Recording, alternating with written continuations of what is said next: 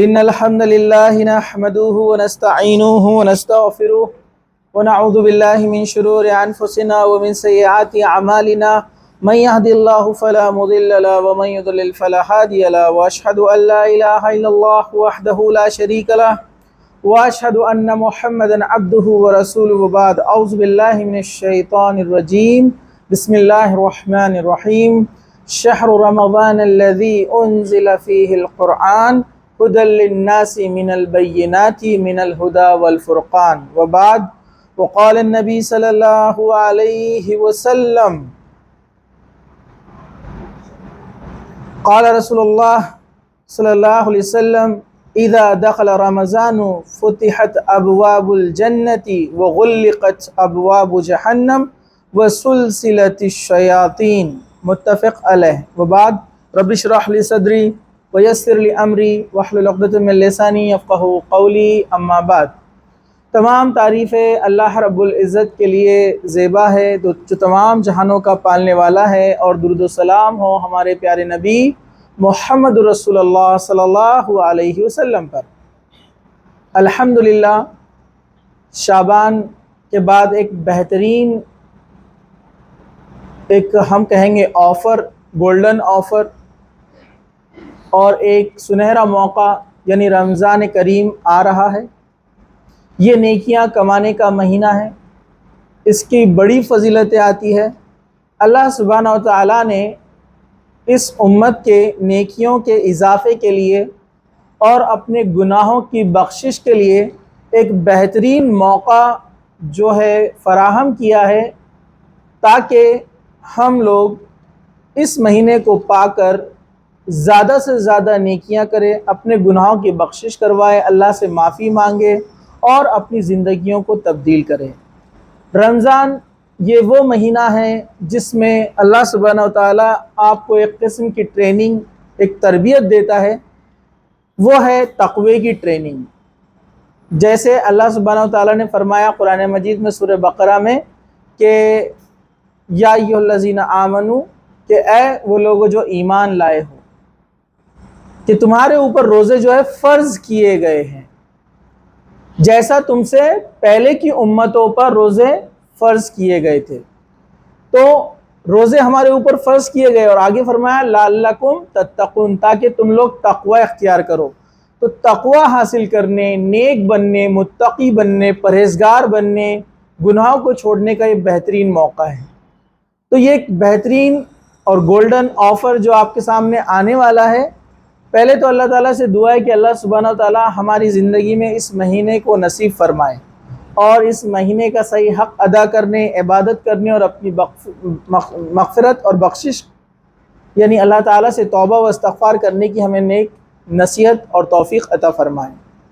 تو یہ بہترین جو رمضان کا مہینہ آنے والا ہے، تو ظاہر سی بات ہے اس کے تعلق سے ہمیں علم بھی حاصل کرنا چاہیے کہ یہ کتنا اہم ہے، اس کی فرضیت کیا ہے، اس میں کون کون سے احکامات ہیں، اس میں آپ کو اعمال کون کون سے کرنا ہے۔ یہ تمام چیزیں انشاءاللہ تعالی آج جو ہے روزے اور رمضان کے مسائل کے تعلق سے آپ کے سامنے رکھی جائیں گی۔ تو سب سے پہلے آپ کے سامنے بات رکھی جاتی ہے روزے کی فرضیت۔ تو یاد رکھیے روزہ ہمارے اوپر فرض کیا گیا ہے جیسے پچھلی امتوں پر فرض کیا گیا تھا۔ حضرت ابو ہریرہ رضی اللہ عنہ فرماتے ہیں کہ اللہ کے رسول صلی اللہ علیہ وسلم نے فرمایا روزے اس امت پر فرض کیے گئے ہیں۔ یہ حدیث کا ایک چھوٹا سا ٹکڑا ہے جو میں نے آپ کے سامنے جو ہے بیان کیا ہے۔ یہاں پر جو ہے روزے کی فرضیت میں جو باتیں ہمارے سامنے آتی ہے وہ یہ ہے کہ یہ پچھلی قوموں کے اوپر بھی یہ روزہ کیا تھا، فرض تھا، جیسے اس امت کے اوپر جو ہے فرض کیا گیا ہے۔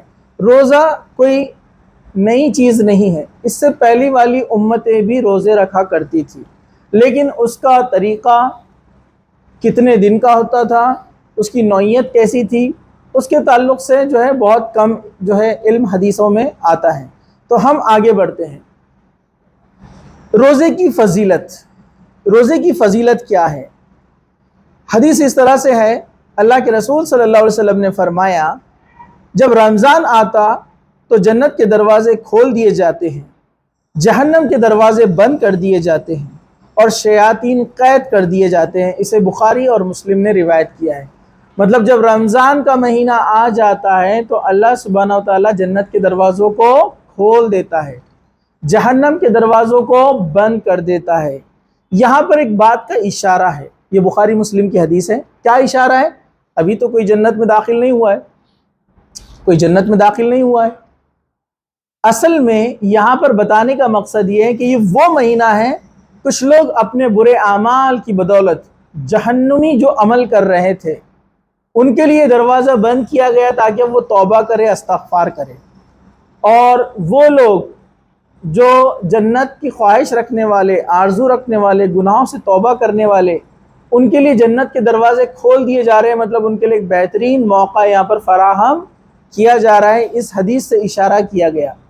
شیاطین کو قید کر دیا جاتا ہے، اس سے مطلب یہ ہے کہ اللہ سبحانہ و تعالیٰ سرکش شیاطین کو قید کر دیتا ہے۔ وہ سرکش شیاطین جو ایمان والوں کو یا انسانوں کو گمراہ کرنے کے لیے بہت زیادہ شدت سے کوشش میں لگے رہتے ہیں۔ جیسے ہم جانتے ہیں نا، جیسے ہی انسان اس دنیا میں آتا ہے، یعنی کوئی انسان پیدا ہوتا ہے تو ابلیس اپنا ایک چیلا اس کے پیچھے لگا دیتا ہے کہ جو موت تک اس کے ساتھ رہتا ہے، جو ہمیشہ اس کو بری رائے دیتا ہے۔ صحابہ نے پوچھا اللہ کے رسول صلی اللہ علیہ وسلم کیا آپ کے ساتھ بھی ایسا ہے کوئی شیطان جن؟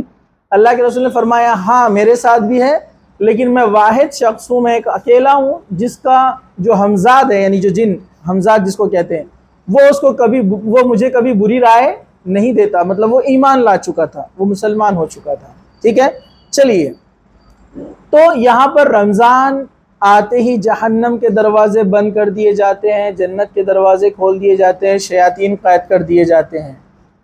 کتنی بڑی فضیلت ہے اس مہینے کی، یہ فضیلت کسی دوسرے مہینے کو حاصل نہیں ہے۔ چلیے، رمضان میں کیا گیا عمرہ حج کے برابر ہوتا ہے۔ حضرت عطا رحمۃ اللہ علیہ کہتے ہیں کہ عبداللہ بن عباس رضی اللہ عنہ سے انہوں نے سنا کہ رسول اکرم صلی اللہ علیہ وسلم نے ایک انصاری عورت جس کا نام ام سنان تھا، فرمایا عبداللہ بن عباس رضی اللہ عنہ نے اس عورت کا نام بھی لیا مگر میں بھول گیا، تم ہمارے ساتھ حج پر کیوں نہیں چلتی؟ عورت نے عرض کیا ہمارے پاس صرف 2 اونٹ ہے، ایک پر میرا شوہر اور بیٹا دونوں حج کے لیے گئے ہیں، اب ایک اونٹ گھر میں ہے جس پر ہم پانی وغیرہ لاتے ہیں۔ رسول اکرم صلی اللہ علیہ وسلم نے فرمایا اچھا، جب رمضان آئے تو عمرہ کر لینا، اس کا ثواب حج کے برابر ہے۔ اسے مسلم نے روایت کیا ہے۔ مطلب رمضان میں کیا گیا عمرہ حج کے برابر ثواب رکھتا ہے، لیکن حج کی فرضیت ختم نہیں ہوتی ہے، اجر اس کا اتنا برابر رہے گا۔ مطلب کوئی شخص رمضان میں جائے اور عمرہ کرے، اس کو حج کے برابر ثواب ملتا ہے۔ ٹھیک ہے، چلیے آگے بڑھتے ہیں۔ باقی کسی مہینے میں حج کے برابر ثواب کا وعدہ نہیں کیا گیا ہے۔ اسی طرح روز قیامت، یہ دن روزے دار کی سفارش کرے گا۔ کون سا دن؟ روزے کا دن۔ جو روزے دار ہوتا ہے نا، تو روزہ قیامت کے دن اس کے لیے سفارش کرے گا۔ حدیث اس طرح سے ہے، حضرت عبداللہ بن عمر رضی اللہ عنہ سے روایت ہے کہ رسول اکرم صلی اللہ علیہ وسلم نے فرمایا روزہ اور قرآن قیامت کے دن بندے کے لیے سفارش کریں گے۔ روزہ کہے گا اے میرے رب، میں نے اس بندے کو کھانے پینے اور اپنی خواہشات سے روکے رکھا تھا، لہٰذا اس کے بارے میں میری سفارش قبول کی جائے۔ مطلب میں اس کو ریکمینڈ کرتا ہوں کہ آپ اس کو معاف کر دیں، اس کی مغفرت کر دیں، اس کو جنت میں داخل کر دیں۔ قرآن کہے گا اے میرے رب، میں نے اس بندے کو رات میں قیام کے لیے سونے سے روکے رکھا، لہٰذا اس کے بارے میں میری سفارش قبول فرما۔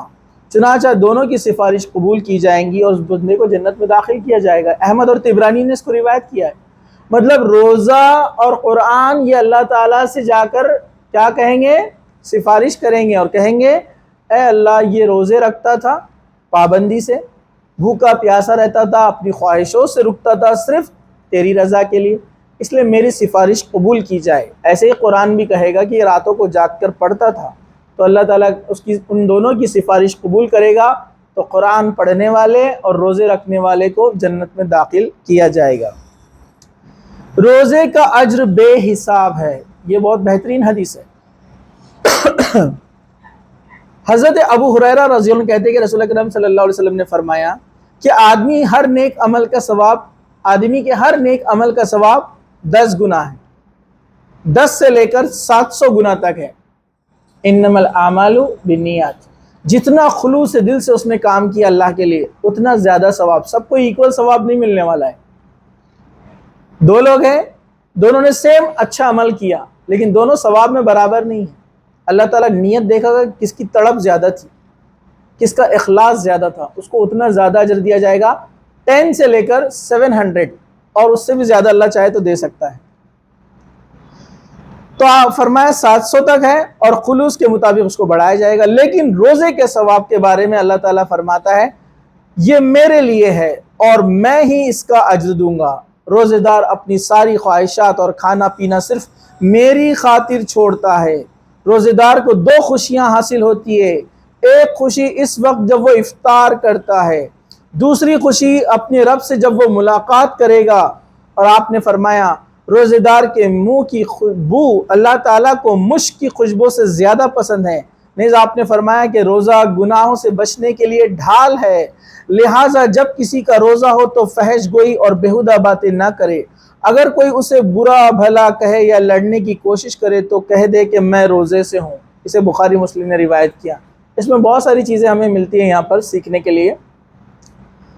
دنیا میں جب کوئی انسان کہتا ہے کہ اس کا ریوارڈ میں تم کو دوں گا تو ہم اس کے لیول اور اسٹیٹس کے حساب سے گیس کرتے کہ وہ کیا دیں گا،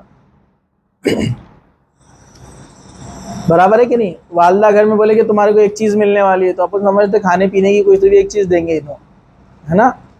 اور ابا بولے کہ سیلری ملنے پر ایک چیز، تو سمجھ جاتے کچھ تو بڑا ریوارڈ ہے نا؟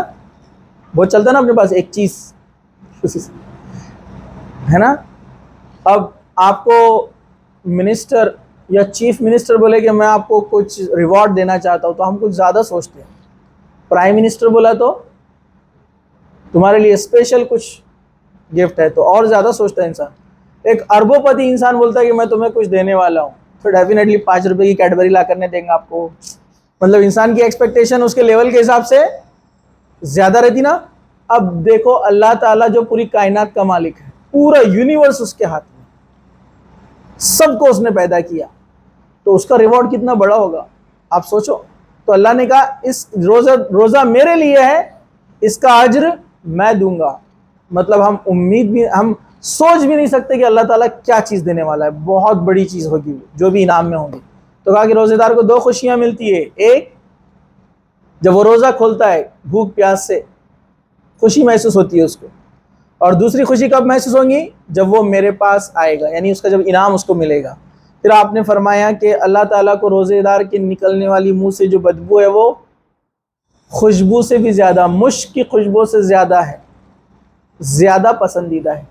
لیکن آپ مسواک کر سکتے ہیں، آپ بو سے مطلب ایسا مت سمجھو جو سڑی بو کچھ لوگوں کے پاس سے آتی ہے، یہ وہ خوشبو ہوتی ہے یا اس قسم کی بو رہتی ہے جو پیٹ خالی ہونے کی وجہ سے ہلکی سی ایک بو آتی ہے ہمارے منہ سے، لیکن وہ ایسی نہیں رہتی کہ لوگوں کو پریشان کر دے۔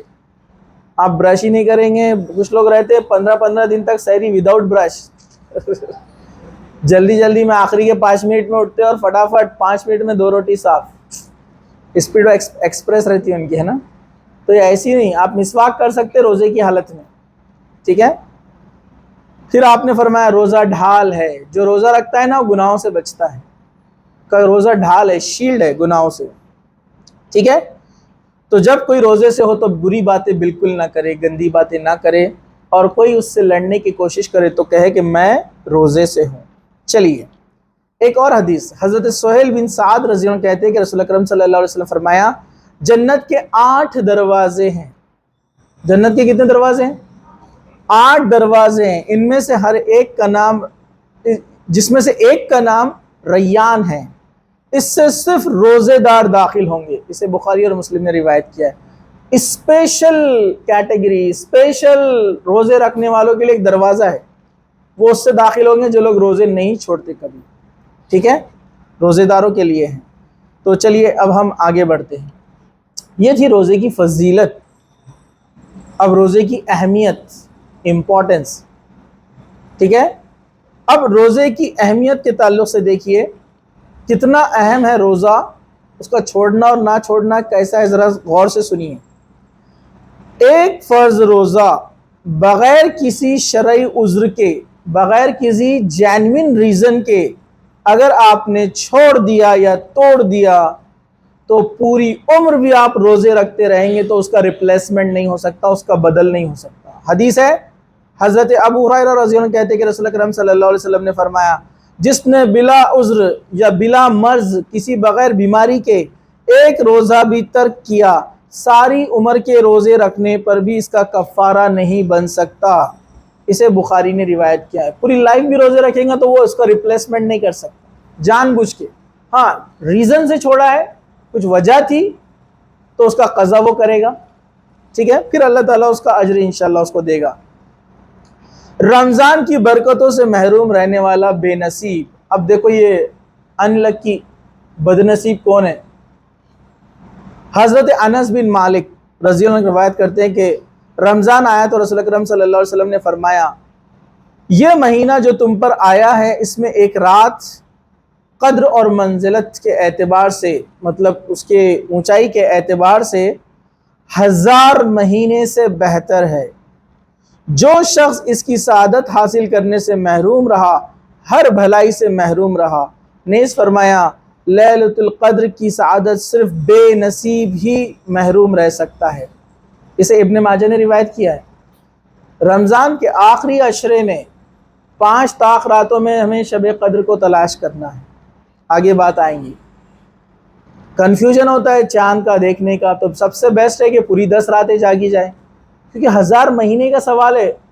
83 ایئرس سے زیادہ ہوتے ہیں 1000 مہینے، 83 سال سے زیادہ، 83 سال عمر بھی نہیں رہتی ہے۔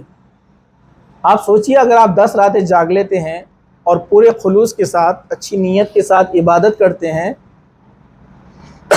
ایک رات جو آپ کو مل گئی ہے وہ شب قدر، سمجھو آپ نے 83 ایئرس عبادت کر لی، اس سے بھی زیادہ، آپ کی عمر سے بھی زیادہ، اتنا تو لوگ جیتے بھی نہیں ہیں۔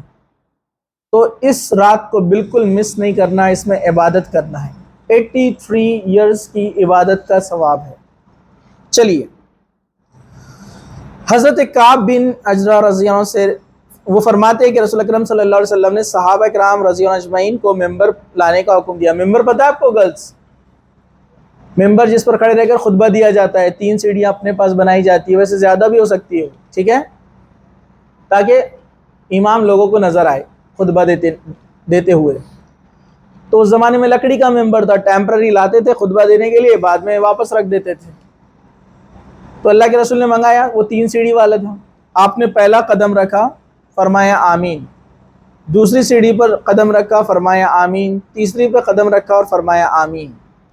جب اللہ کے رسول صلی اللہ علیہ وسلم ممبر پر تشریف لائے تو ہم نے عرض کیا، یا رسول اللہ صلی اللہ علیہ وسلم، آج ہم نے آپ کو ایسی بات کرتے ہوئے سنا جو اس سے پہلے نہیں سنا۔ آپ نے فرمایا، جناب جبرائیل علیہ السلام میرے پاس آئے اور کہا، اس آدمی کے لیے ہلاکت ہے، بربادی ہے جس آدمی نے رمضان کا مہینہ پایا اور اپنے گناہوں کی بخشش اور معافی حاصل نہیں کی۔ مطلب وہ آدمی جس کو رمضان کا مہینہ ملا اور اس میں بھی وہ لگا ہوا تھا ناچ گانا ریل موبائل اسٹوریز۔ رمضان کا مہینہ آیا اس میں بھی وہ بازاروں میں گھوم رہا تھا، نمازیں جا رہی ہے، نماز رمضان میں بھی قضا ہو رہی ہے۔ مطلب رمضان کا مہینہ آیا، میں مثال دے رہا ہوں، حدیث میں نہیں ہے، حدیث میں ہے کہ اس کو رمضان کا مہینہ ملا اور عبادت کر کے اپنی بخشش اور مغفرت نہ کرایا، ورنہ کام وغیرہ تو آپ کو کرنا ہے جو آپ کے اوپر فرض ہے۔ صحابہ کھیتی باڑی کرتے تھے رمضان میں بھی، اپنا جاب تجارت جو بھی تھا ان کا وہ برابر کرتے تھے، لیکن ساتھ ساتھ عبادت بھی کرتے تھے۔ مطلب اپنے دنیاوی کاموں کو وہ تھوڑا سا کم کرتے تھے، جہاں دن بھر کام کرنا ہے تو آدھا دن کام کرتے تھے، آدھا دن عبادت کرتے تھے۔ تو کہا کہ رمضان کا مہینہ جس کو ملے اور وہ اپنی مغفرت نہ کروا لے اس کے لیے ہلاکت ہے، بربادی ہے۔ اور پھر کہا کہ پھر جبرائیل آئے اور دوسری مرتبہ کہا کہ ہلاکت ہے اس آدمی کے لیے جس کے سامنے آپ صلی اللہ علیہ وسلم کا نام لیا جائے اور وہ درود نہ بھیجے۔ تو اللہ کے رسول صلی اللہ علیہ وسلم کا نام آئے تو درود بھیجنا چاہیے یا منیمم صلی اللہ علیہ وسلم کہنا چاہیے، ٹھیک ہے۔ تو میں نے جواب میں کہا آمین۔ پھر تیسری سیڑھی پر گیا تو جبرائیل نے کہا جس شخص نے اپنے ماں یا باپ دونوں میں سے کسی ایک کو بڑھاپے میں پایا اور ان کی خدمت کر کے اپنی جنت حاصل نہیں کی، وہ شخص بھی ہلاک ہو جائے۔ اسے حاکم نے روایت کیا ہے۔ مطلب ایک آدمی جس کے والدین زندہ ہے اور ان کی خدمت نہیں کرتا ہے، خدمت نہیں کیا ان کی، اور وہ چلے گئے ایسی اس دنیا سے، تو وہ آدمی ہلاکت اور برباد ہو گیا کہ والدین جیسی نعمت کو اس نے جانے دیا اور ان کی خدمت نہیں کیا۔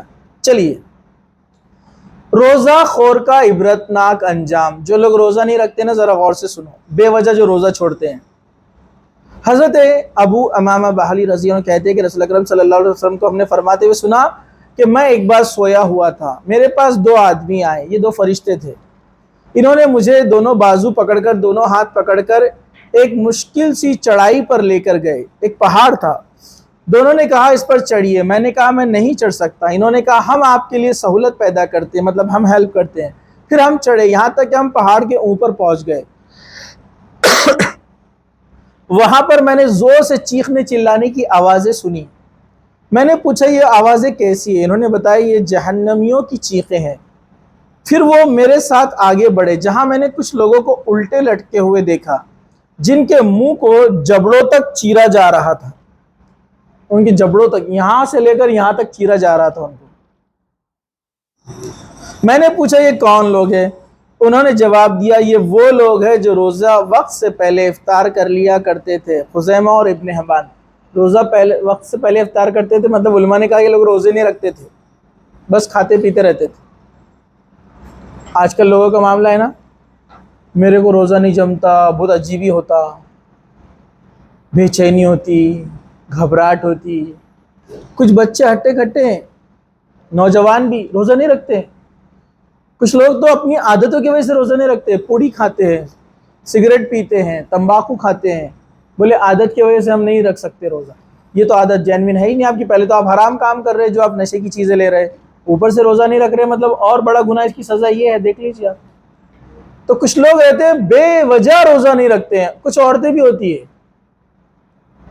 میرے کو روزہ رکھے ہی نہیں جاتا، حالانکہ کوئی جینوین ریزن نہیں ہے، ایک بھی روزہ نہیں رکھتے، کچھ ایسے بھی آپ کو پتہ ہے، تو ان کو ایسی حدیثیں سنانا چاہیے، ان کو بتانا چاہیے کہ کیا انجام ہے روزہ نہیں رکھنے والوں کا۔ دل میں ارادہ ہے نا، آپ کو تعجب ہوگا، پیشنٹس جو ہوتے ہیں، مریض ضعیف لوگ، دل میں اللہ سے جب محبت ہوتی ہے نا، وہ لوگ بھی روزہ رکھتے ہیں، حالانکہ ان کے پاس ریزنز بھی ہے۔ ہاں، کوئی ریئل میں جینوین ہے کہ اتنا ہائی شوگر ہے کہ اس انسولین لیے بغیر وہ رہ نہیں سکتا، تو ایسا آدمی روزہ چھوڑ سکتا ہے۔ ٹھیک ہے، کن کن کو روزے کی رخصت ہے انشاءاللہ ہم آگے دیکھیں گے۔ چلیے آگے بڑھتے ہیں۔ چاند دیکھنے کے مسائل، تیسرا چیپٹر سٹارٹ ہوا ہے، چاند دیکھنے کے مسائل۔ عبداللہ بن عمر رضی اللہ عنہ سے روایت ہے کہ رسول اکرم صلی اللہ علیہ وسلم فرمایا چاند دیکھے بغیر رمضان کے روزے شروع نہ کرو، چاند دیکھے بغیر رمضان ختم نہ کرو، اگر مطلع ابر آلود ہو، مطلب کلاؤڈی ہے پورا، ابر آ گئے زیادہ بادل، تو مہینے کے 30 دن پورے کر لو۔ اسے بخاری مسلم نے روایت کیا ہے۔ بہت سمپل اور آسان ہے، چاند دکھ گیا ایک تاریخ کا، روزہ رکھ لو، نہیں دکھا تو ٹینشن مت لو، پچھلے مہینے کے شعبان کے 30 دن پورے کرو، نیکسٹ منتھ تو 100% چاند نہیں بھی دکھا تو رمضان شروع ہونے والا ہے، کیونکہ 30 ڈیز سے زیادہ بڑا ڈے تو ہوتا نہیں ہے۔ ویسے رمضان جب ختم کرنا ہے تو چاند دیکھ کر، شوال کا چاند نظر نہیں آیا، ابر ہے خوب، تو کیا کرو، 30 روزے پورے کرو، نیکسٹ تو ڈیفینیٹلی رہنے والا ہے ایک شوال، چاند نہیں بھی دکھا تو کوشش کرنا ہے، نہیں دکھا، اپنے پاس تو جنگیں چلتی ہیں، وار چلتی ہے چاند دکھنے پر، وہاں دکھ گیا، یہاں نہیں دکھا، لڑائیاں چل رہی ہے۔ تو علماء کا ایک بڑا جو ہے ایک گروپ، ایک سوسائٹی، ایک کمیٹی ہونا چاہیے جو ہر الحمدللہ شہر میں ہوتی ہے، وہ فیصلہ کرے کہ چاند دکھا، کسی کی گواہی لے جس نے دیکھا ہے، اور پھر اعلان کر دے، اور جب وہ کمیٹی اعلان کر دے تو باقی لوگ اختلاف نہ کرے، ان کا ساتھ دے، ان کے ساتھ چلے، تاکہ آپ کی یونیٹی، اتحاد جو ہے یہ نظر آئے۔ چلیے ہم آگے بڑھتے ہیں۔ ایک مسلمان کی گواہی پر روزے شروع کیے جا سکتے ہیں۔ کسی ایک نے بھی بول دیا کہ میں نے دیکھا ہے، لیکن وہ بالغ ہونا چاہیے، سمجھدار ہونا چاہیے، ہوش میں ہونا چاہیے، نہ تو ایک آدھ آ جائے گا میں نے دیکھا تو ایسے آدمی کی گواہی نہیں۔ سمجھدار، عاقل، ایمان والا مومن مسلمان ہے دیندار آدمی ہے, اس نے گواہی دے دی تو اس کی گواہی لی جائیں گی. حضرت عبداللہ بن عمر رضی اللہ عنہ سے روایت ہے کہ لوگوں کے ساتھ میں نے چاند دیکھا اور میں نے نبی کریم صلی اللہ علیہ وسلم کو بتایا کہ ہم نے چاند دیکھا. چنانچہ نبی کریم صلی اللہ علیہ وسلم نے خود بھی روزہ رکھا اور لوگوں کو بھی روزہ رکھنے کا حکم دیا. ابو داؤد نے اسے روایت کیا ہے. چلیے, رمضان کی پہلی تاریخ کے چاند کو بظاہر چھوٹا یا بڑا ہونے کی وجہ سے شک میں نہیں پڑنا چاہیے. جیسے حدیث ہے, حضرت ابو بختری رضی اللہ عنہ کہتے ہیں کہ ہم عمرہ کے لیے مدینہ سے روانہ ہوئے. جب نخلا کے مقام پر پہنچے تو سب نے نیا چاند دیکھا. کچھ لوگوں نے کہا یہ تو تیسری رات کا چاند لگتا ہے بڑا ہونے کی وجہ سے. کچھ لوگوں نے کہا دوسری رات کا لگتا ہے. ہماری ملاقات حضرت عبداللہ بن عباس رضی اللہ عنہ سے ہوئی تو ہم نے ان سے کہا کہ ہم نے چاند دیکھا ہے. کچھ لوگوں نے تیسری رات کا کہا, کچھ لوگوں نے دوسری رات کا کہا. حضرت عبداللہ بن عباس رضی اللہ عنہ نے پوچھا تم نے کون سی رات کا چاند دیکھا؟ انہوں نے بتایا کہ ہم نے فلاں فلاں رات کا دیکھا. تو وہ کہنے لگے اللہ تعالیٰ نے اسے تمہیں دیکھنے کے لیے بڑا کر دیا, چنانچہ وہ اسی رات کا چاند تھا جو تم نے دیکھا, یعنی پہلی رات کا. اسے مسلم نے روایت کیا ہے. مطلب چاند چھوٹا بڑا دکھا تو شک میں نہیں ہونا. اپنے پاس بہت زبردست سٹوریز بنتے اور بہت ایک سے ایک کیا بولیں گے نقشہ کھینچتے, یار یہ چاند تھوڑا سا بڑا دکھ رہا, تو دوسرا پیچھے والا میں کل ہی بول رہا تھا دکھا, سب نے بولے نہیں دکھا, یہ دوسری رات کا ہی سے بولے چاند, آج کی دوسری گیا اپنا روزہ. مولانا لوگوں کو سمجھتا نہیں, خود بھی نہیں سمجھتا, دوسروں کو بھی نہیں سمجھاتے. اور وہ جو شروع ہوتا اس کے ساتھ تیسرا آتا, ہونا یار بولے اب میرے کو بھی لگ رہا تھا وہ کل دکھا تھا چاند, لیکن لوگ بول رہے نہیں دکھا تو میں نے کچھ نہیں بولا. کہیں کو نہیں بولا بھائی, جب دکھا تو گواہی دینے کا نا. ایک کے پیچھے ایسی کہانی بناتے زبردست. تو ہمارے پاس عادت ہے بحث, کنٹروورسی, یہ سب چیزوں کی. جب آپ کو دکھ گیا تھا کل تو بول دینے کا تھا نا, گواہی دینا نا. نہیں وہ میرے کو ڈاؤٹ ہو رہا تھا. ڈاؤٹ کیسے ہو رہا تھا؟ کیا دیکھا مطلب پھر آپ نے؟ چاند نہیں دیکھا تو کیا دیکھا پھر آپ نے؟ نہیں بولے وہ اگر غلطی ہوئی تو اپنے اوپر آ جائیں گا پورا, تو پھر ایسی باتیں نہیں کرنا نا. خاموش بیٹھنا, جب اپنے کو سمجھتا نہیں, اپنی عقل کام نہیں کرتی تو خاموش بیٹھنا, اور جو سمجھدار لوگ ہیں ان کو کام کرنے دینا. سمجھا آپ کو؟ تو ایک سے ایک بہترین ڈرامے باز لوگ رہتے ہیں. چلیے, اور سب اندازے پہ تیر چلاتے ہیں. اس سے پوچھو آپ 100% شیور ہے تو ڈر جاتا ہو. نہیں وہ انہوں بول رہے تھے تم نے دیکھا تھا, پہلے بولتا میں نے دیکھا تھا, اس کو تم نے خود سے دیکھا تھا, نہیں وہ ہمارا دوست گاڑی میں بازو میں بیٹھا تھا اس نے دیکھا تھا. تو کیسی عجیب بات ہے نا. تو خاموش بہتر ہے, اور آپ 100% شیور ہے تو ہی بولیے. چلیے, نیا چاند دیکھنے کے لیے یہ دعا پڑھنی چاہیے, اللہم احلہ علینا بالامن والایمان والسلامتی والاسلام ربی و ربک اللہ. اسے ترمذی نے روایت کیا. حضرت طلحہ بن عبید اللہ رضی اللہ عنہ روایت کرتے کہ نبی کریم صلی اللہ علیہ وسلم نے جب چاند دیکھا تو یہ دعا پڑھی, اللہم احلہ علینا بالامن والایمان, اے اللہ اس چاند کو ہم پر امن اور سلامتی کے ساتھ نازل فرما, طلوع فرما, معاف کیجیے گا, والسلامتی والاسلام, سلامتی کے ساتھ اور اسلام کے ساتھ, ربی و ربک اللہ, اے چاند تیرا اور میرا رب اللہ ہے. اس میں خاص بات ہے, علماء کہتے ہیں آخر میں جو ہم کہتے ہیں کہ چاند کو ہم کہتے ہیں ربک اللہ, ربی و ربک اللہ, کہ میرا رب اور اے چاند تیرا رب, ہم دونوں کا رب اللہ ہے. تاکہ کچھ لوگ جو غیر ایمان والے ہیں کوئی یہ نہ سمجھے کہ ہم چاند کی عبادت کرتے ہیں. سارے لوگ مل کر جمع ہو کر چاند دیکھ رہے تو کئی لوگوں میں مس انڈرسٹینڈنگ نہیں ہونا کہ ہم چاند کی پوجا کرتے ہیں. تو یہ اعلان کرنا چاہیے کہ اے چاند تیرا رب اور میرا رب اللہ ہے. ٹھیک ہے, تو یہ دعا ہے, اور یہ ضروری نہیں کہ آپ صرف رمضان کے مہینے کے چاند کو دیکھ کر پڑھیں. ہر مہینے کی پہلی رات یعنی پہلا چاند آپ دیکھیں گے تو یہ دعا پڑھنی چاہیے. چلیے, چاند دیکھ کر روزے شروع کرنے چاہیے, چاند دیکھ کر ختم کرنے چاہیے. اس کے لیے وقت حاضر علاقے یا ملک کا لحاظ رکھنا چاہیے. ٹھیک ہے, جس علاقے جس ملک میں آپ رہتے ہیں وہاں پر جو کمیٹی, جو علماء کی جو گروپ ہوتا ہے, جو باڈی ہوتی ہے, وہ جو ڈیسائیڈ کرے اس کو ہمیں فالو کرنا چاہیے, بہتر ہے. چلیے اب ہم آگے بڑھتے ہیں. اب یہاں چوتھا چیپٹر اس کا شروع ہو رہا ہے, نیت کے مسائل. اس کو ذرا غور سے سنیے, پیچھے والے نیت کے مسائل. اب یہاں سے کیا کیا آپ کو کرنا ہے, یہ بہت اہم چیز ہے, اس کو غور سے سنیے آپ. نیت کے مسائل. اعمال کا اجر ثواب دار و مدار کس چیز پر ہے؟ نیتوں پر ہے. انما الاعمال بالنیات، حدیث مشہور ہے نا، بخاری کی پہلی حدیث ہی سے امام بخاری نے سب سے پہلے اس کو رکھا حدیث کو، کیونکہ بہت اہم ہے. ہر عمل کے لیے نیت اچھی ہونا ضروری ہے. آپ نے بہت سارا عمل کر لیا لیکن نیت اچھی نہیں تھی، کوئی ثواب نہیں ملا، پوری محنت بھی بیکار، اجر بھی بیکار. نیت اچھی ہونا چاہیے.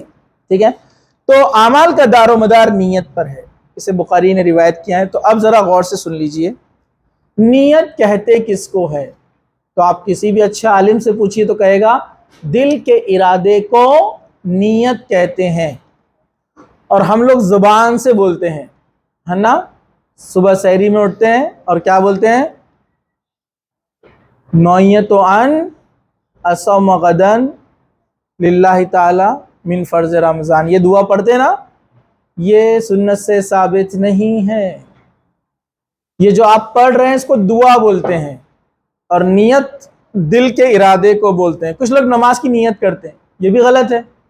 میں پڑھتا ہوں 4 رکعت نماز ظہر کی واسطے اللہ تعالیٰ کے منہ میرا کعبہ شریف کی طرف. ایک بہت بڑے عالم ہیں، میں ان کا نام بھول گیا، وہ ایک شہر میں گئے، اور ایک شہر میں جانے کے بعد لوگوں نے کہا اتنے بڑے عالم آئے گاؤں میں تو نماز ان سے پڑھوائیں گے، ان کو آگے بڑھا دیا. تو انہوں کھڑے ہوئے نماز کے لیے، انہوں نے نیت زور سے کی، میں پڑھتا ہوں 4 رکعت ظہر کی، منہ میرا کعبہ شریف کی طرف، واسطے اللہ تعالیٰ کے، میرے سیدھے ہاتھ پر عبد الرحمن اور لیفٹ ہینڈ پر عبداللہ ہے، میں چٹائی پہ کھڑا ہوں اور یہ ہرے رنگ کی مسجد ہے. تو پیچھے والے پریشان. اب جو امام صاحب ہمیشہ پڑھاتے تھے بولے مولانا یہ آپ کیسی نیت کر رہے ہیں، ہم نے تو اس سے پہلے کبھی نہیں سنی، یہ کون سی حدیث میں ہے؟ تو مولانا نے پلٹ کر جواب دیا آپ مجھے بتائیے اتنے سالوں سے جو آپ نیت کرتے یہ کون سی حدیث میں ہے؟ وہ خاموش ہو گئے، کسی حدیث میں نہیں ہے، ریئل میں نہیں ہے. تو ان کو سمجھانے کے لیے انہوں نے جان بوجھ کے ایسا کیے. اگر ڈائریکٹ بولتے تھے یہ غلط ہے تو مانتے تھے کہ لوگ نہیں، انہوں نے ایگزامپل لے کر سمجھایا کہ یہ ثابت نہیں ہے تو آپ جو پڑھ رہے وہ کہاں ثابت ہے.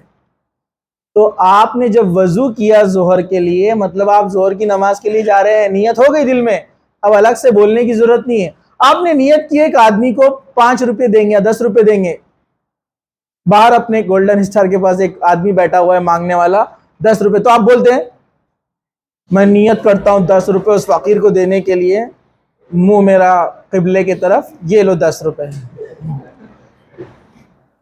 آپ کو مذاق لگیں گے نا، ہے نا؟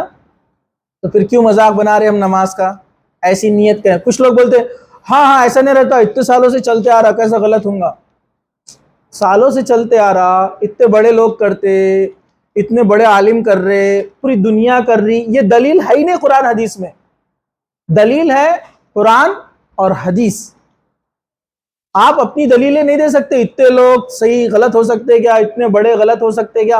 ہو سکتے، کیوں نہیں ہو سکتے؟ بڑے لوگ بھی غلط ہو سکتے، زیادہ لوگ بھی غلط ہو سکتے.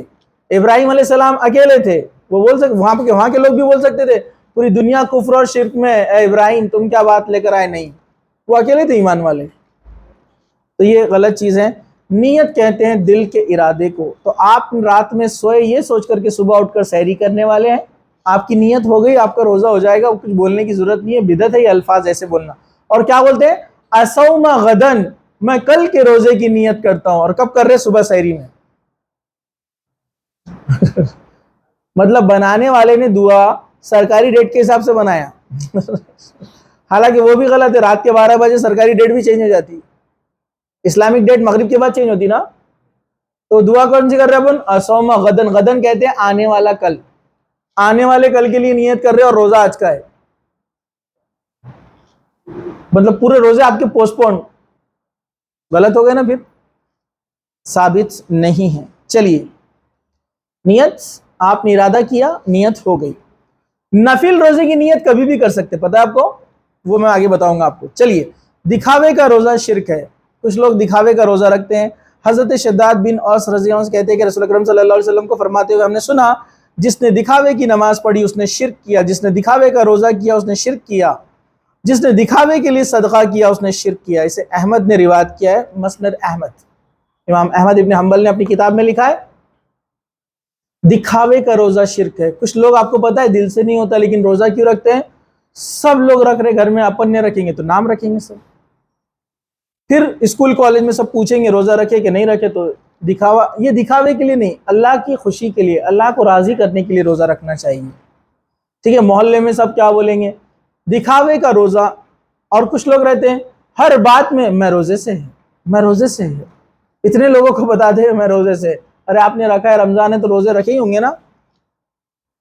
کچھ لوگ نماز کا بڑا دکھاوا کرتے ہیں، اسٹوری ایسی بیان کرتے زبردست، یاد رکھیے بہت بڑا گناہ ہے، چھوٹا گناہ نہیں ہے، شرک ہے، شرک سے تعبیر کیا گیا اس کو، ٹھیک ہے۔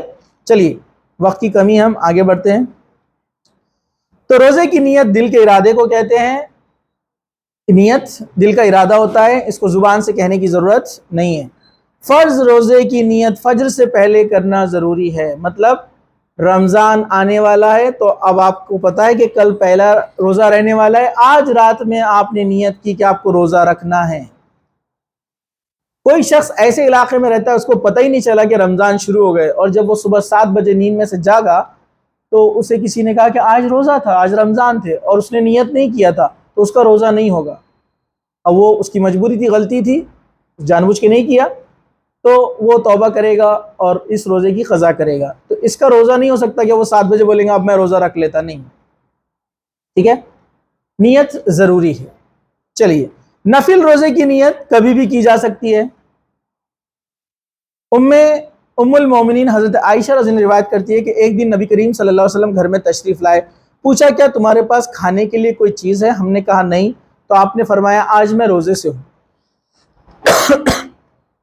پھر ایک بار ایسا ہوا کہ نبی کریم صلی اللہ علیہ وسلم کسی اور وقت گھر تشریف لائے، پوچھا کھانے کے لیے کچھ ہے؟ تو کہا کہ ہاں ایک حلوہ تحفے میں آیا ہے۔ اللہ کے رسول نے فرمایا لاؤ مجھے دے دو، میں صبح سے روزے سے تھا، آپ نے کھا لیا۔ مطلب نفل روزہ کسی بھی وجہ سے توڑا جا سکتا ہے، نفل روزہ کبھی بھی رکھا جا سکتا ہے، کبھی بھی مطلب دوپہر سے نہیں، کبھی بھی مطلب یہ کہ آپ نے صبح سے کچھ کھایا نہیں، تو آپ اٹھے صبح فجر پڑے، آپ نے کچھ کھایا نہیں، ابھی 7-8 بج گئے، آپ کا ارادہ ہوا روزہ رکھ لیں گے نفل، تو آپ رکھ سکتے بنا سحری کے، ٹھیک ہے۔ لیکن آپ کو لگ رہا ہے کہ نہیں روزہ رکھ لیا اپن نے اور وہ کچھ اسپیشل ڈش آئی ہوئی اپنی فیوریٹ، آپ روزہ توڑ سکتے۔ اب بولیں گے توبہ، کھانے کے واسطے روزہ توڑ دیا، ہر برابر ہے کہ نہیں ہے۔ نفل روزہ کسی بھی وجہ سے توڑا جا سکتا، حدیث آپ کے سامنے، یہ مسلم شریف کی حدیث ہے۔ اللہ کے رسول نے پوچھا کھانے کے لیے کچھ ہے؟ تو کہا کہ حلوہ آیا ہے پڑوس میں سے، تو اللہ کے رسول نے وہ روزہ توڑ دیا اور اس کو کھا لیا۔ لیکن فرض روزہ کسی بھی وجہ سے ایسے ہی نہیں توڑا جا سکتا ہے، جینوین ریزن میں توڑا جا سکتا ہے۔ چلیے سحری کے اور افطار کے مسائل غور سے سنیے۔ سحری کھانے میں برکت ہے، نیند سے اٹھ جانے کے بعد جان بوجھ کر سحری چھوڑنا نہیں چاہیے۔ حضرت انس رضی اللہ عنہ سے روایت ہے کہ رسول اکرم صلی اللہ علیہ وسلم نے فرمایا سحری کھاؤ کیونکہ سحری کے کھانے میں برکت ہے، بخاری مسلم نے سے روایت کیا ہے۔ یہ ہم نے صبح کی برکتوں میں بھی اس حدیث کو پڑھا تھا، یاد ہے نا آپ کو؟ تو سحری میں برکت ہے، اللہ کے رسول نے فرمایا کہ جو آدمی سحری کرتا ہے اس میں برکت ہوتی ہے، اور برکت کے اندر بہت ساری چیزیں شامل ہوتی ہے، رزق میں اضافہ ہے، صحت میں تندرستی ہے، بیماریوں سے نجات ہے، برکت میں بہت ساری بلیسنگز رہتی ہے اس کے اندر، اس لیے آپ برکت کو معمولی مت سمجھیے۔ کچھ لوگ اپنے آپ کو بہت زیادہ بہادر بتاتے ہیں کہ ہم سحری کے بغیر روزے رکھ رہے ہیں، اور کچھ لوگ رہتے ہیں سست لوگ، اٹھنا جان پر آتا، صرف پانی پی کر روزہ رکھ لیتے ہیں، تو یاد رکھیے وہ ایک سنت کے خلاف عمل کر رہے ہیں۔ اللہ کے رسول نے فرمایا سحری کھایا کرو، ٹھیک ہے۔ چلیے رمضان میں فجر کی اذان سے پہلی سحری کے لیے اذان دینا سنت ہے۔ حضرت عائشہ رضی اللہ عنہا فرماتی ہے کہ نبی کریم صلی اللہ علیہ وسلم، حضرت عائشہ فرماتی ہیں کہ حضرت بلال رضی اللہ عنہ رات ہی کو سحری کے قبل اذان دیا کرتے تھے، چنانچہ رسول اکرم صلی اللہ علیہ وسلم نے فرمایا اس وقت تک کھاؤ پیو جب تک کہ ابن مکتوم اذان نہ دے دے، اس لیے کہ ابن مکتوم اس وقت اذان نہیں دیتے جب تک فجر نہ ہو جائے، بخاری کی حدیث ہے۔ مطلب جب سحری کا وقت شروع ہوتا تو حضرت بلال اذان دیتے کہ لوگ جاگ جاؤ سحری کر لو، اور جب سحری کا وقت اینڈ ہوتا، جو کہ آج کے زمانے کے اعتبار سے اپن اس کو کیسے کیلکولیٹ کر سکتے ہیں، حدیث سے بھی ثابت ہے، آج جو اول وقت میں اذان ہوتی ہے نا اس سے 15 منٹ پہلے تک آپ سحری کر سکتے ہیں، 10 سے 15 منٹ، کیونکہ حدیث میں ہے کہ حضرت بلال اذان دیتے تو لوگ سحری شروع کرتے، پھر عبداللہ ابن مکتوم جو کہ ایک نابینا صحابی ہے، بلائنڈ، ان کو نظر نہیں آتا تھا، تو وہ اذان دیتے تھے، مطلب سحری کا وقت ختم ہو گیا، سمجھا آپ کو؟ اور ان کے درمیان جو ہے فجر کے وقت میں اور اذان کے درمیان اتنا وقت ہوتا کہ ایک اچھا قاری قرآن کی 50 آیتیں پڑھ سکتا تھا، اور ایک اچھا قاری قرآن کی 50 آیتیں پڑھنے کے لیے اس کو 10 سے 15 منٹ لگتے ہیں۔ مطلب اتنا گیپ ہونا چاہیے آخری وقت اور فجر کے اول وقت کے بیچ میں۔ تو بہت سارے ڈیوائسز میں تو آپ کو پتہ ہے فجر کا اول وقت تو اس میں ہوتا ہی ہے، ٹھیک ہے، اس سے 10-15 منٹ پہلے آپ سٹاپ کر دیجئے، بہتر یہی ہے۔ سحری تاخیر سے کھانا چاہیے۔ حضرت زید بن ثابت رضی اللہ عنہ فرماتے ہیں کہ نبی کریم صلی اللہ علیہ وسلم کے ساتھ سحری کھاتے تھے، فجر کی نماز پڑھنے کے لیے جب کھڑے ہو جاتے تو میں نے پوچھا سحری کھانے اور نماز فجر کے جماعت ادا کرنے میں کتنا وقفہ ہونا چاہیے؟ تو انہوں نے بتایا کہ 50 آیتوں کی تلاوت کے برابر، جو میں نے آپ کو بتایا، یہ مسلم شریف کی حدیث ہے۔ سحری کا اینڈ اور فجر کی اذان کے بیچ میں 50 آیتیں پڑھی جا سکتی ہے، اتنا وقت ہونا چاہیے، مسلم شریف کی حدیث ہے، ٹھیک ہے۔ آخری وقت سے مراد یہ ہے کہ اینڈ ٹائم میں کھانا چاہیے۔ اینڈ ٹائم مطلب آخری کے 2-3 منٹ نہیں، مطلب آرام سے آدھے گھنٹے میں۔ کچھ لوگ رہتے ہیں عشاء کے بعد کھا کر سو جاتے ہیں اور کہتے ہیں کہ ہم نے سحری کر لی ہے، درست نہیں ہے، ٹھیک نہیں ہے، ٹھیک ہے۔ سحری کھاتے اذان ہو جائے تو فوراً ترک کرنے کے بجائے جلدی جلدی کھا لینا چاہیے۔ حضرت ابو ہریرہ رضی اللہ عنہ روایت ہے کہ رسول اکرم صلی اللہ علیہ وسلم نے فرمایا جب کوئی آدمی اذان سنے اور پینے کا برتن اس کے ہاتھ میں ہو تو اسے فوراً نہ رکھ دے بلکہ اپنی ضرورت پوری کر لے۔ اسے ابو داؤد نے روایت کیا ہے۔ مطلب آپ کوئی چیز کھا رہے تھے، تھوڑا سا باقی تھا کھانا، یا ایک آپ کے ہاتھ میں مشروب، کوئی ڈرنک ہے، پانی ہے، کوئی چیز ہے، تو آپ اس کو پورا ختم کر لیں۔ اگر اذان ہو گئی، مطلب وقت ہو گیا ہے، سحری کا اینڈ ٹائم چل رہا ہے، تب بھی اس کو فوراً نہ رکھ دیں، اس کو کمپلیٹ کر لے۔ دیکھیے شریعت نے کتنی نرمی ہمارے ساتھ رکھی ہے کہ ہمارے اوپر کوئی بوجھ نہیں ڈالا ہے، تو آپ اس کو کمپلیٹ کر لیں۔ لیکن اس کا مطلب یہ نہیں کہ آپ آرام سے ایک پلیٹ اور لاؤ بول رہے، اور سمجھا کہ آپ کو جو سامنے پریزنٹ ہے اس کو اینڈ کر دینا، ٹھیک ہے، یہ صحیح طریقہ ہے۔ چلیے، افطاری میں جلدی کرنا چاہیے۔ جلدی مطلب ٹائم سے پہلے نہیں، افطاری میں جلدی کرنی چاہیے مطلب جیسے ہی ٹائم ختم ہوتا ہے تو آپ بولیں گے سر یہ تو ہم کو مت سکھاؤ، جو اٹیک کرتے بولنا ہم اس میں تو کوئی بھی ہاتھ نہیں پکڑ سکتا بولنا، برابر ہے کہ نہیں ہے؟ پانی کی جگ کے پاس تو بالکل بھی نہیں بیٹھتے بولنا یہ ٹائم پہ نہیں، اس سے مطلب یہ ہے کہ کچھ لوگ کیا کرتے ہیں، ختم ہو جاتا ہے ٹائم، مطلب اینڈ ہو گیا، شروعات ہو گئی افطار کی، پھر بھی آرام سے بیٹھے رہتے ہیں، وہی بہادری بتاتے ہیں مجھے ضرورت نہیں ہے، ابھی تک میں رہ سکتا ہوں، کیونکہ یہ یہودی ایسا کیا کرتے تھے۔ یہودی کیا کرتے تھے، افطار کا وقت شروع ہو جاتا تھا لیکن جان بوجھ کے تاخیر کرتے تھے، اس لیے اللہ تعالیٰ نے منع کیا، اللہ کے رسول نے منع کیا، تو افطاری میں جلدی کرنا چاہیے۔ حضرت سہیل بن سعد رضی اللہ عنہ سے روایت ہے کہ نبی کریم صلی اللہ علیہ وسلم نے فرمایا لوگ بھلائی پر قائم رہیں گے جب تک افطاری میں جلدی کرتے رہیں گے، بخاری کی حدیث ہے۔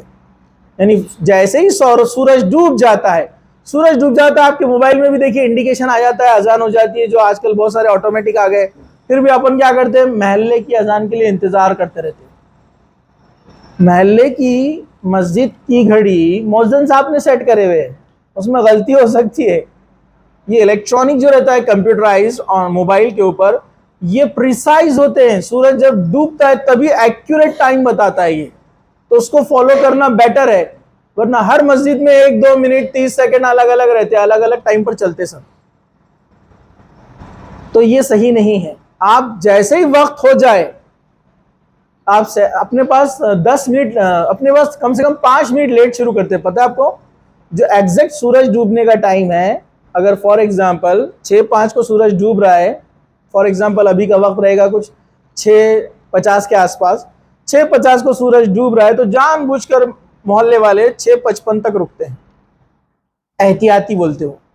کیوں بھائی احتیاطی؟ ایگزیکٹ ٹائم آپ کو پتا ہے، پوری دنیا کو پتا ہے کہ یہ ٹائم پہ سورج ڈوب رہا ہے، اس ٹائم پہ آپ نے کھا لینا چاہیے۔ اکثر جگہ ہم جاتے ہیں، افطار کا ٹائم ہو جاتا ہے، جیسے ہی میں ٹائم دیکھتا ہوں اس میں ہو گیا، میں کھانا شروع کر دیتا ہوں، سب لوگ دیکھتے رہتے ہیں برابر ہے کہ نہیں؟ نہیں، اپنے کو عادت ڈالنا پڑیں گی اور لوگوں کو بھی ڈلوانا پڑیں گی عادت کہ ایکوریٹ۔ حدیث ہے اول وقت، پہلے ہی جیسے ہی افطار کا ٹائم ہو جائے آپ جو ہے افطار کر لیں. جو نہیں کرتا ہے وہ غلطی پر ہے نا, وہ شرمانا چاہیے, اپن کیوں شرمائیں گے, ہم شرماتے ہم ڈرتے. چلیے, روزہ افطار کرنے کے لیے غروب آفتاب شرط ہے, سورج کا ڈوبنا شرط ہے. کسی نے اس سے پہلے افطار کر لیا تو اس کا روزہ ٹوٹ گیا. ٹھیک ہے. جہاز پر سواری کرتے وقت اگر روزہ افطار کرنے میں 15 منٹ باقی تھے لیکن پرواز کی مطلوبہ بلندی پر پہنچنے پر سورج 1 گھنٹہ بعد غروب ہوگا تو روزہ بھی 1 گھنٹہ بعد ہی کیا جائے گا افطار. آپ فلائٹ میں بیٹھے اور وہ مغرب کا ٹائم تھا اور فلائٹ اوپر اڑ گئی, اور آپ کو پتا ہے جتنی ہائٹ پہ ہم اوپر جاتے ہیں سورج کے ڈوبنے کا ٹائم اور زیادہ بڑھ جاتا ہے. سمجھا نا آپ کو؟ ہم نیچے زمین پر تو سورج ڈوب جاتا ہے, پہاڑوں کی آڑ میں نیچے چلا جاتا ہے, تو ہم کو لگتا ہے وہ سورج ڈوب گیا ہے تو ہم افطار کھول لیتے ہیں. لیکن جو ایروپلین میں اوپر ہے اس کے لیے وہ سورج ڈوبا نہیں ہے, اس کو نظر آتا ہے کیونکہ وہ زیادہ ہائٹ پر ہے. وہ 1 گھنٹے کے بعد ڈوبے گا, جو بھی رہے گا اس کا ٹائم وہاں پر وہ بتا دیتے ہیں آپ کو. تو آپ اسی ٹائم پر کریں گے جب آپ کے حساب سے وہ ڈوبے گا. سمجھا آپ کو؟ جس علاقے میں, جس پوزیشن میں آپ جہاں پر ہے وہاں سورج ڈوبنا چاہیے تو ہی آپ افطار کر سکتے. ٹھیک ہے. چلیے, تازہ کھجور, خشک کھجور اور چھوارا یا پانی سے روزہ افطار کرنا سنت ہے. حضرت انس روایت کرتے ہیں کہ اللہ کے رسول صلی اللہ علیہ وسلم تازہ کھجور سے روزہ افطار کرتے. اگر تازہ کھجور نہیں ملتی تو سوکھی کھجور سے افطار کرتے, اور وہ بھی نہیں ملتی تو آپ پانی پی لیتے. اسے ابو داؤد نے روایت کیا ہے. کچھ لوگ بولتے ہیں کہ نمک سے روزہ کھولنا سنت ہے. یہ بیوقوفی کی بات ہے, کوئی دلیل اس کی نہیں ہے, سنت سے ثابت کہیں بھی نہیں ہے. نمک سے روزہ کھولنے کی کوئی حدیث نہیں ہے. کچھ لوگ نمک رکھتے ساتھ میں, ایسی کوئی بھی حدیث نہیں ہے. اگر جس کے پاس ہے تو لا کر بتاؤ. ٹھیک ہے. روزہ افطار کرتے وقت درج ذیل دعا مانگنا چاہیے, جو صحیح دعا ہے اس کو یاد کر لو آپ بعد میں. ٹھیک ہے. ذهب الظم وابتلت العروق وثبت الاجر انشاءاللہ. کتنا بہترین معنی ہے اس کا. پیاس ختم ہو گئی اور رگے یعنی نسیں تر ہو گئی اور روزے کا ثواب انشاءاللہ پکا ہو گیا. ٹھیک ہے. یہ سنت سے ثابت صحیح دعا ہے. اللہ کے رسول جب کھجور کھا لیتے اس کے بعد یہ دعا پڑھتے, ذهب الظم وابتلت العروق وثبت الاجر انشاءاللہ. چلیے, روزہ افطار کروانے والے کو اجر روزہ افطار کرنے والے کے برابر ہے. لوگوں کو روزہ کھلوانا چاہیے, اسپیشلی تو خاص طور سے ایسے لوگوں کو روزہ افطار کروانا چاہیے اکثر جن کے پاس کچھ کھانے پینے کو نہیں ہوتا ہے. غریب لوگ ہیں, آپ کے کچھ رشتہ دار ہیں جن کے پاس اتنے مہنگے اور قیمتی اور اتنے زیادہ تعداد میں فروٹس وغیرہ نہیں آتی ہیں جو آپ کے گھر میں موجود ہے, تو پہلی فرصت میں اپنے پاس سے بھجوانا چاہیے تاکہ وہ آپ کے دیے ہوئے چیزوں سے روزہ کھولیں گے تو آپ کو ثواب ڈبل ملے گا. آپ کے خود کے روزے کا بھی اور ان کے روزے کا بھی ثواب آپ کو ملے گا, اور ان کے روزے کے ثواب میں کوئی کمی نہیں ہوگی, ان کو بھی برابر ملے گا. تو لوگوں کا افطار کروانا بہت بڑا ثواب ہے. ٹھیک ہے. اور یہی بہتر ہے کہ لے جا کر دے دے, اور ضروری نہیں کہ افطار کے ٹائم پر ہم جو بھاگتے پھرتے نا پلیٹا لے کر اس کے اوپر کپڑا ڈال کر بھاگ رہے, بیچارہ بچہ پریشان, اس کا دل اٹکا ہو رہتا ہے اس کی پلیٹ برابر رکھی ہوئی ہے کہ نہیں ہے, اور اسی کو بار بار بولتے جاؤ, وہ بولتا نہیں, بولتے جاؤ. بیچارہ ٹینشن میں رہتا, اس کا جوس, اس کا شربت, پھر بولتا اب میرا نمبر ہو گیا اب دوسرے کو بھیجو, ہے نا. بیٹر یہ ہے کہ اس سے پہلے آپ جو بنا کٹ کیے ہوئے کچے جو فروٹ, کچے مطلب جو پہلے سے بنا کٹ کیے ہوئے فروٹس ہیں, آپ بھجوا دیجئے.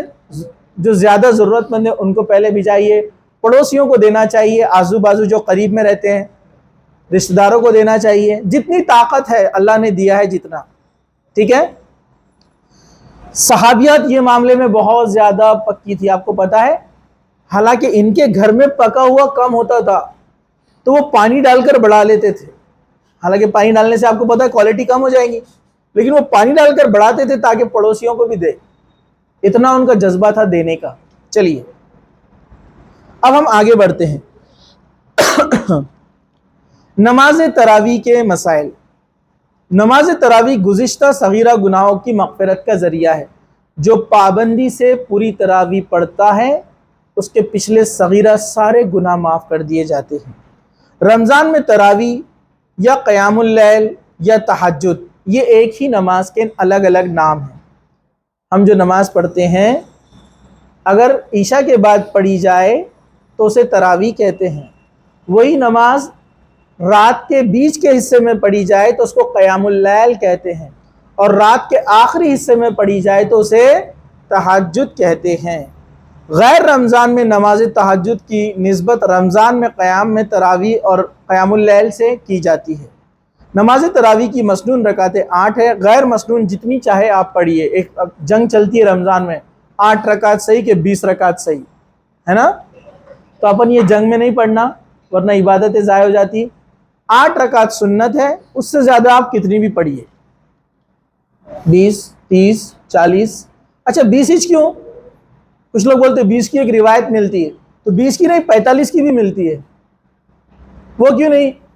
بہت زیادہ ہو جا رہا ہو اور برابر ہے کہ نہیں؟ تو ایسا کیسا آپ اپنی منمانی چیزیں کیسے پھیلائیں گے کہ 20 ہی صحیح ہے؟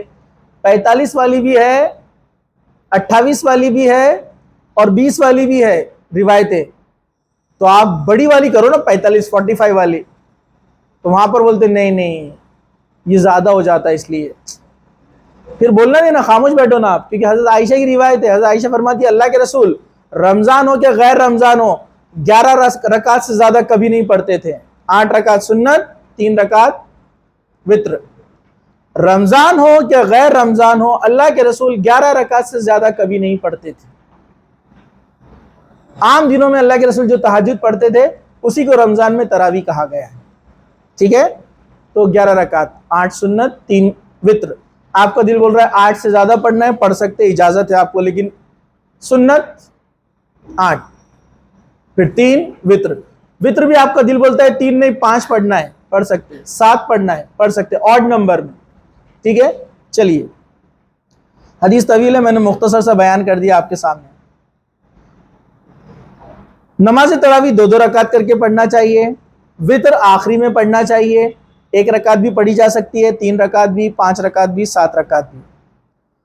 خواتین نماز تراویح کے لیے مسجد میں جا سکتی ہیں، اس کی بہت ساری حدیثیں ہیں۔ صحابیات نماز پڑھنے کے لیے مسجد میں جایا کرتی تھی، صحابیات صرف تراویح نہیں عام نمازیں بھی مسجد میں جا کر پڑھتی تھی۔ میں نے کچھ دن پہلے ایک ویڈیو کلپ دیکھا، مجھے بڑا تعجب ہوا۔ یہ ایک شخص ہے، میں اب نام نہیں لیتا ہوں، وہ ایک جماعت کا بڑا ایک رہبر اور لیڈر ہے، اور لوگ اس کو بہت فالو کرتے ہیں، اس کی بہت بڑی تعداد میں اس کی گیدرنگز میں جاتے ہیں۔ وہ آدمی بے وقوف قسم کا انسان میں نے آج تک نہیں دیکھا، جو کیا کہنے لگا، بولے ایک صاحب عید کی نماز کو اپنی بیگم کو لے کے جا رہے تھے، میں نے پوچھا ارے کہاں سے لایا یہ حدیث؟ کہا کہ آج تک کوئی حدیث میں نہیں ہے، جب کہ آپ کتاب ستہ اٹھائیے، کتب ستہ آپ اٹھائیے، بخاری، مسلم، ابو داؤد، ترمذی، ابن ماجہ، ہر حدیث کی کتاب میں کہ اللہ کے رسول نے فرمایا عورتوں کو کہ تم عید کے نماز کے لیے آیا کرو، ہماری دعاؤں میں شامل ہوا کرو، عورتوں سے کہا اللہ کے رسول نے، اور اگر تمہیں نماز نہیں پڑھنا ہے، مطلب حیض سے ہو، تب بھی آؤ تم عیدگاہ میں، نماز نہیں پڑھوں گی لیکن ہماری دعاؤں میں شامل رہوں گی، مطلب دعا کے لیے عیدگاہ آیا کرو۔ اللہ کے رسول نے تو اتنا سختی سے کہا، اور 1 2 4 نہیں، کئی حدیثیں۔ ایک آپ کو یہ حدیث مشہور ہے، پتہ ہے نا، اللہ کے رسول صلی اللہ علیہ وسلم نماز پڑھ رہے تھے، ایک بار آپ نے نماز کو شارٹ کر دیا، ایک دم چھوٹا سورہ پڑھا دیا، کیونکہ ایک بچہ رو رہا تھا نماز میں پیچھے۔ لوگوں نے پوچھا آپ نے نماز کیوں مختصر کر دی؟ کہا کہ ایک بچہ رو رہا تھا تو مجھے ڈر لگا کہ جب میں نماز لمبی کروں گا تو اس کی ماں کا ذہن نماز میں نہیں رہے گا۔ تو اللہ کے رسول کے زمانے میں کیسی نماز پڑھتے تھے عورتیں؟ مردوں کی صف ہوتی تھی، بیچ میں گیپ ہوتا تھا، بچوں کی صف ہوتی تھی، پھر گیپ ہوتا تھا، پھر عورتوں کی صف ہوتی تھی۔ اس زمانے سے لے کر آج تک مکہ اور مدینہ میں عورتیں نماز کو جاتی ہے، پوری دنیا میں جاتی ہے، صرف 3 جگہ چھوڑ کے، انڈیا، پاکستان، بنگلہ دیش، میڈ ان انڈیا، سب سے ہٹ کر ہم نے اپنا خود کا اسلام بنا لیے نا۔ لیکن آج بھی انڈیا میں بہت سارے مسجدوں میں عورتوں کے لیے بھی انتظام نماز کے لیے ہے، عورتوں کے لیے نماز کا انتظام کرنا چاہیے، 5 وقت کی نہیں ہو سکتی ہے تو کم سے کم جمعے کا کرنا چاہیے، کیونکہ عرب میں اکثر مسجدوں میں 5 وقت کی نماز کا نظم ہوتا ہے عورتوں کا۔ ایون امریکہ ہم سے آگے نکل گیا، وہ قرآن حدیث کو فالو کر رہے ہیں، امریکہ میں جو بھی مسجد بنتی ہے وہ عورتوں کے لیے نظم ہوتا ہے سیپریٹ، الگ. بڑی عجیب بات ہے نا. چلیے، تو وطر کی تعداد 3 5 7 جیسا میں نے آپ کو بتایا. وطر کیسی پڑھی جائے؟ سنت طریقہ یہ ہے کہ 2 رکعت پڑھی جائے اور سلام پھیر دیا جائے، پھر اکیلی 1 رکعت پڑھی جائے. یہ سنت طریقہ ہے. 3 رکعت کنٹینیو بھی آپ پڑھ سکتے ہیں.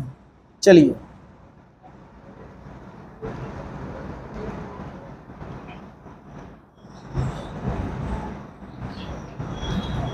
تراویح میں قرآن مکمل کرنا چاہیے، کوشش کرنی چاہیے.